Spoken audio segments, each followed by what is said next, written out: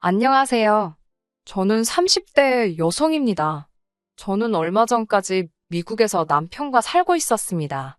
미국행을 결정한 지 몇 달 안 돼서 다시 한국으로 귀국했고, 결혼을 뒤엎어버렸습니다. 갑자기 정해진 미국행이었기 때문에 혼인신고를 아직 안 한 상태였어요. 예정대로였으면 미국에서 어느 정도 자리 잡고, 올 가을에 잠시 귀국해서 식도 올리고 혼인신고도 할 예정이었는데, 오히려 결혼이 늦어진 게 신의 한 수라고 말해도 될 정도가 되었네요. 혼인신고도 하지 않아 정식 부부는 아니었지만 여보 남편 하면서 3개월 정도를 같이 살았는데 저를 가장 먼저 생각해줘야 할 남편이 정말 남이 편 되는 건 순식간이더라고요. 신우와 시어머니의 무리한 부탁도 억지로 들어주는 건 남편이 제 편이 아니라 남의 편이라서 할 수 있는 일 아니겠어요? 시어머니와 신우도 결혼 전에는 어느 정도 상식과 교양이 있는 사람들이라고 생각했는데 점점 도를 지나치는 모습에 저도 정말 두 손 두 발 다 들었습니다. 아직도 그때를 생각하면 치가 떨려서 자다가도 눈이 번쩍번쩍 뜨이는데 그때 있었던 일을 사연으로 한번 풀어보도록 하려고요. 남편과 저는 한국에서 직장 생활을 하면서 만났습니다. 저는 당시 서울에서 은행을 다니고 있었고 남편은 같은 건물에 위치한 중소기업에 다니고 있었습니다. 제가 일하는 은행이 남편 회사 건물 1층에 위치하고 있었기에 같이 일하는 사이는 아니어도 얼굴 마주칠 일이 많았습니다. 그러다 언젠가 남편이 퇴근하는 저를 불러 세우더라고요. 서로 통성명은 한 적 없어도 얼굴은 익히 아는 사이라서 제가 무슨 일 때문에 그러시냐고 물었더니 남편은 한껏 쑥스러워하면서 저에게 저 아시죠? 라고 되묻는 게 아니겠어요. 그래서 저도 알기야 하지만 하고 말끝을 흐렸습니다. 그러자 남편은 한껏 상기된 얼굴로 자기 소개를 하더니 다음엔 커피라도 한 잔 할 수 있겠냐며 자기 명함을 건네더라고요. 그런 그의 모습에 진심이 느껴져서 저도 그러자 하며 제 명함을 건넸고 그 이후로 몇 번 데이트 비슷하게 하면서 사귀게 되었습니다. 그렇게 1년쯤 만났을 때였어요.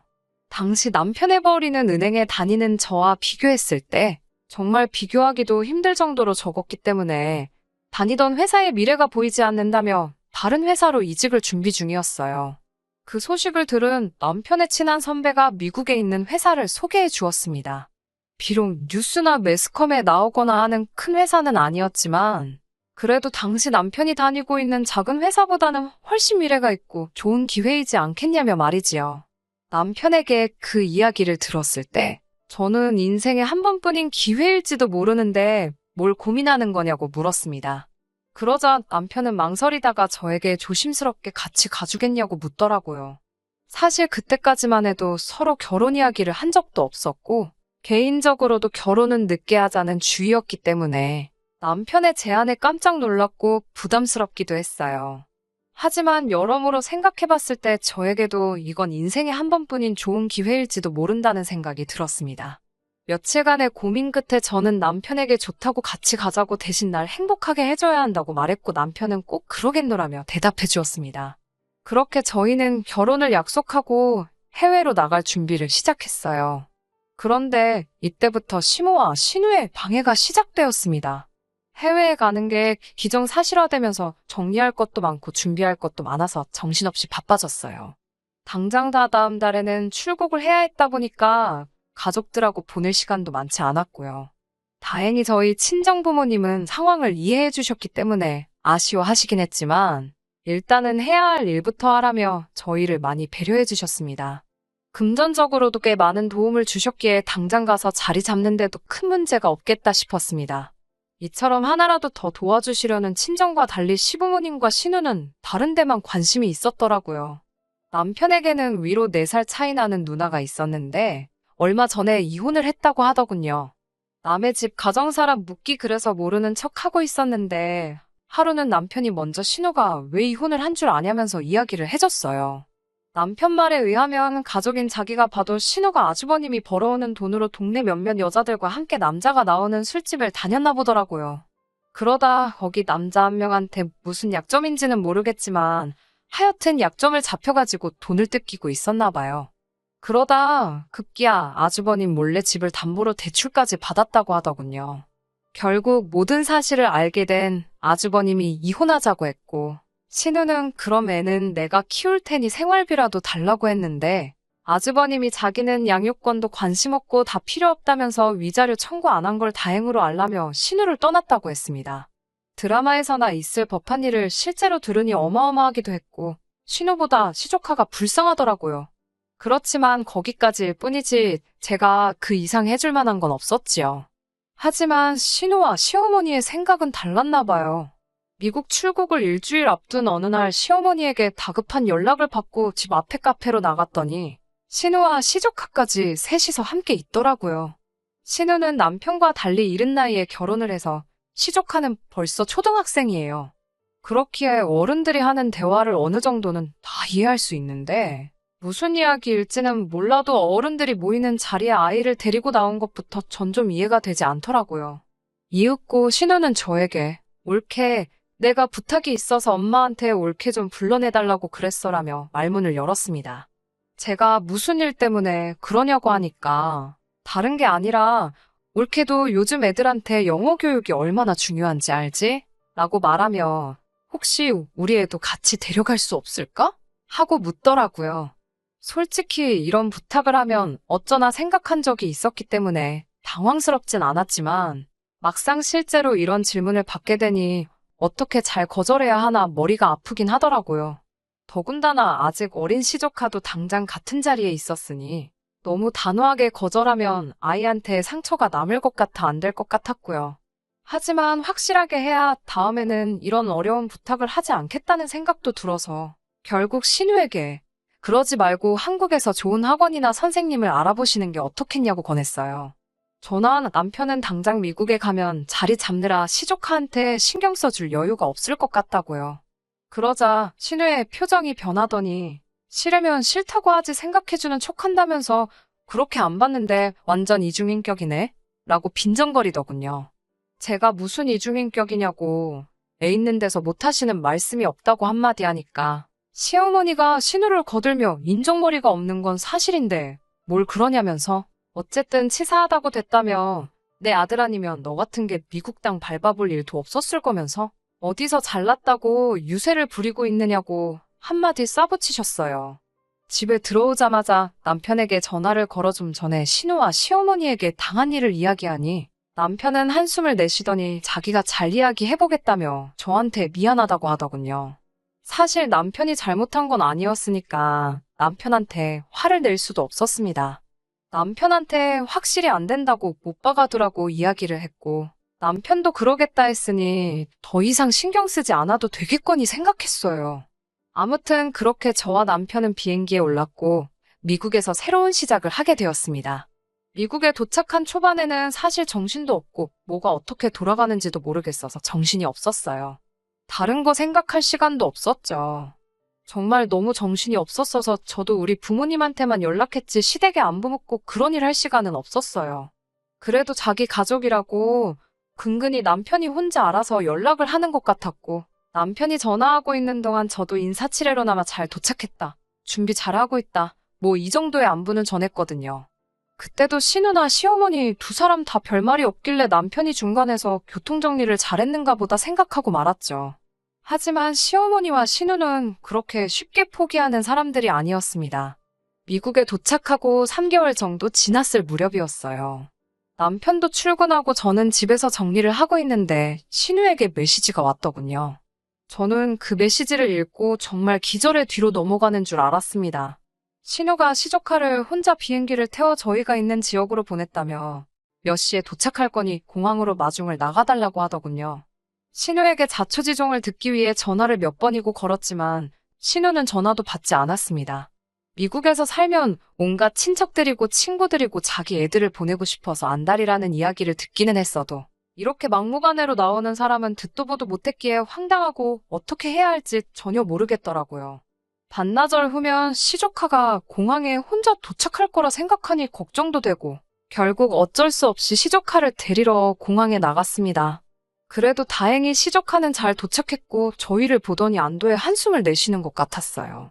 어린애 몸으로 혼자 얼마나 두려웠을지 비행기에서부터 긴장을 했나 아주 몸이 돌덩이처럼 뻣뻣하게 굳어있더라고요. 애가 잘못한 것도 아닌데 애한테 화를 낼 수도 없어서 혼자 고생했다고 아이 한번 와라 끌어안아주고 혼자서도 자랐다고 고생했고 참 장하다고 해줬습니다. 아이를 데리고 집에 와서 밥 먹이고 일단 씻으라 하고 남편과 어떻게 이 상황을 해결해야 할지 이야기를 나누고 있는데 그래도 애가 걱정이 되긴 했는지 제가 집까지 데리고 오고 나서야 신우한테 연락이 왔습니다. 신우는 우리 애는 잘 만났냐며 일단 미안하긴 한데 기왕 애가 거기 도착했으니 한 1년만 데리고 있어 달라더군요. 황당하고 기도 안 차서 그게 말이 되냐고 하니까 그냥 학교 보내고 밥 먹을 때 수저 하나 더 놔주고 하면 된답니다. 애가 눈치도 빠르고 영리해서 혼자서도 다 알아서 잘한다고요. 비행기도 혼자 타고 오지 않았느냐고 하더라고요. 아무리 애가 눈치가 빠르고 영리해도 그렇지. 12살짜리가 뭘 얼마나 혼자 할 수 있겠냐고요. 그것도 미국에서요. 저는 절대 안 될 소리라고 애는 며칠 지나고 나서 다시 한국으로 돌려보내겠다고 했지만 신우는 제 이야기는 듣지도 않고 대답을 얼버무리며 잘 부탁한다 혼자서 자기 할 말만 하다가 전화를 끊어버렸어요. 제가 남편한테 어떻게 할 거냐고 물으니 남편은 기왕 이렇게 왔는데 어쩔 수 있겠냐며 1년만 우리가 참고 돌봐주자는 거예요. 저한테 한다는 말이 어차피 너는 비자 문제 때문에 일도 못하고 하니까 그냥 나중에 우리 애 키울 때를 위해서 연습한다 생각하면 되지 않겠냐고요. 그제서야 남편이 어쩌면 신우 그리고 시어머니와 이 모든 일을 짰을지도 모르겠다는 생각이 들더라고요. 제가 혹시 이거 니들끼리 짠 거 아니냐니까 무슨 말을 그렇게 하냐면서 막말로 이제 한 가족인데 뭐가 그렇게 어려운 일이냐며 적반하장으로 나왔습니다. 그런 남편의 뻔뻔한 모습을 보면서 정신이 들기 시작했습니다. 지금은 신혼의 아이라지만 이 다음엔 누가 될지 생각만 해도 골치가 아파왔어요. 이렇게 살자고 온 미국이 아닌데 싶었고요. 그러다 제 눈치를 보고 있는 시조카와 눈이 마주쳤습니다. 애가 무슨 잘못이 있겠어요. 어른들이 문제지. 그래, 기왕 여기까지 왔으니까 맛있는 거나 먹이고 놀이공원이나 데려가자. 있는 동안은 눈치 안 보고 재밌게 놀게 하고 그리고 그 다음에 한국에 데려다 줘야겠다 싶더라고요. 딱 일주일만 같이 놀아주고 조카 데리고 같이 들어가야겠다고 마음 먹었습니다. 그런 제 속마음도 모르고 다음날 시조카를 데리고 놀러 나가는 저를 보며 남편은 역시 내가 여자를 잘 골랐다며 저더러 좋은 여자라고 하는데 남편은 집단에는 그걸 칭찬이라고 한 것 같은데 저에게는 세상 그 어떤 욕보다 더 기분 나쁘게 들렸습니다. 그렇게 시간은 어느덧 일주일이 지났고 제가 시조카에게 이제 집에 가게 짐을 싸라고 하니까 애가 완강히 버티더라고요. 어쩔 수 없이 제가 솔직하게 나는 너를 돌봐줄 수 없다고 일주일간 그래도 재밌게 놀지 않았니 하고 말을 하니 그럼 외삼촌이랑 있으면 된다면서 지 엄마가 무슨 일이 있어도 오지 말고 거기서 버티라고 했다고 울먹이면서 말하다가 이내 펑펑 울더라고요. 그런 애를 보고 있으니까 더 답도 안 나오고 애가 한 말 맞다나 외삼촌이랑 같이 있게 해주면 될 것 같아. 결국 저 혼자 한국에 가야겠다는 생각이 들더군요. 그나마 다행인 건 원래는 미국에 오자마자 집을 사려고 했는데 당장 마음에 드는 매물이 없어서 집을 사지 못하고 월세로 살고 있었거든요. 그래서 저는 평소와 다름없이 남편을 출근시키고 시조카한테는 어디 나가지 말고 외삼촌 올 때까지 집 잘 보고 있으라고 말한 뒤 제 집만 싹 챙겨서 나왔습니다. 그리고 공항에 도착해서 남편에게 메시지를 남겼습니다.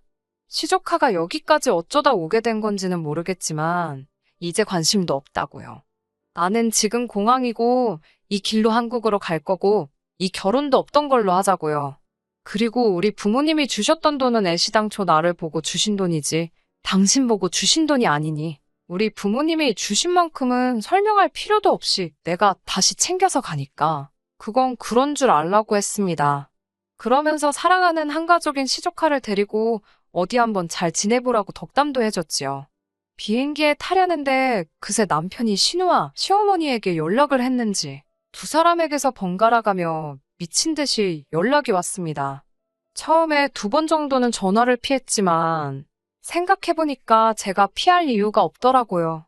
아무 일도 없다는 듯 전화를 받은 뒤 무슨 일이세요?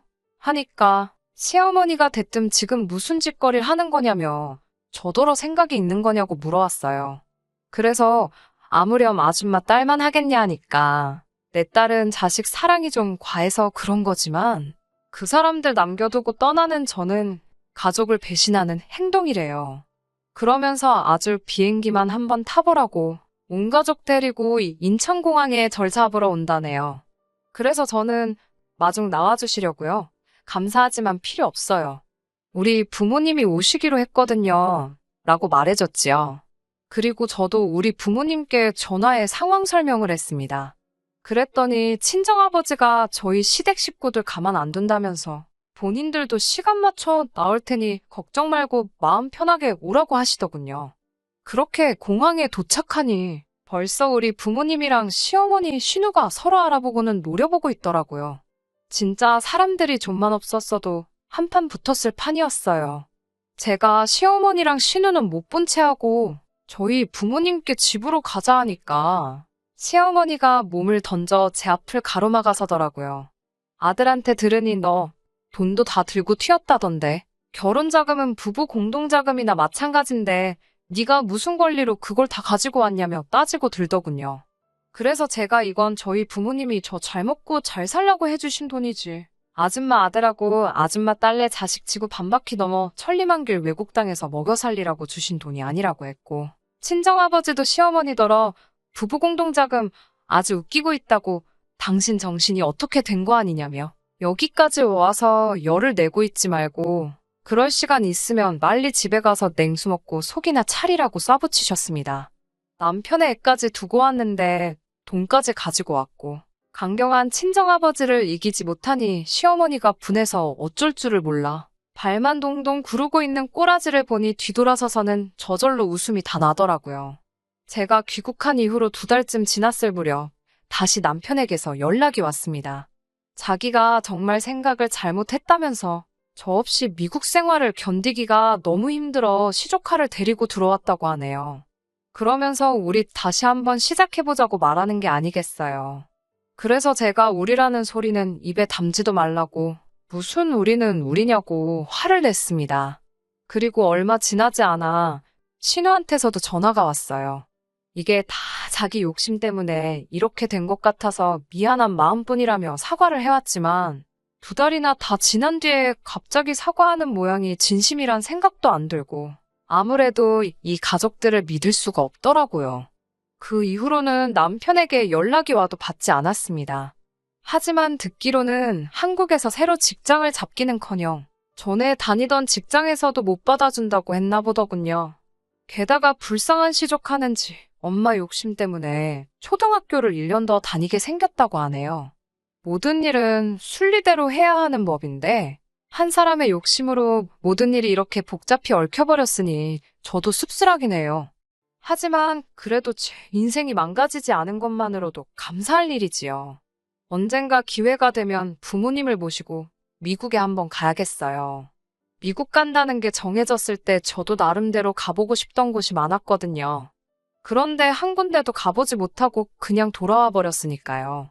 대신 이번에는 저 혼자 가지 않고 저희 부모님도 함께 모시고 갈 계획이니 즐거운 마음으로 다녀올 수 있을 것 같습니다. 다음에 타는 비행기는 외롭지 않을 것 같네요. 그럼 제 이야기는 이만 마치도록 하겠습니다. 들어주셔서 감사합니다. 끝까지 들어주셔서 감사합니다. 오늘의 사연은 여기까지입니다. 구독과 좋아요, 알람 설정 부탁드리고 더 좋은 사연으로 다시 찾아뵙겠습니다. 감사합니다.